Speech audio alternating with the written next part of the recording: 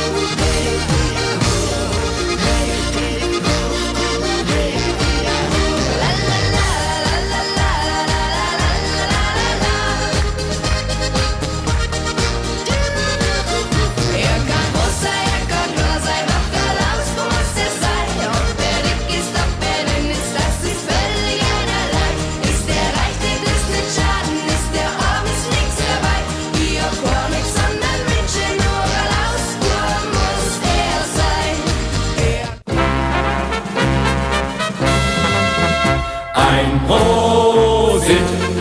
Prosit der Gemütlichkeit. Ein Prosit der Gemütlichkeit. Wir versaufen unserer Oma ihr Kleinhäuschen, Kleinhäuschen, Kleinhäuschen. Wir versaufen unserer Oma ihr Kleinhäuschen mit der ersten und der zweiten Hypothek. Ja, wir versaufen unserer Oma ihr Kleinhäuschen, Kleinhäuschen, Kleinhäuschen. Wir versaufen unserer Oma ihr Kleinhäuschen mit der ersten und der zweiten Hypothek. Schnatz, das war sein letztes Wort, dann trugen ihn die Englein fort. Schnatz, das war sein letztes Wort, dann trugen ihn die Englein fort. Und so kam er in den Himmel und man hat ihm Milch serviert. Gegen diese Art Behandlung hat der Lümmel protestiert. Schnatz, das war sein letztes Wort, dann trugen ihn die Englein fort.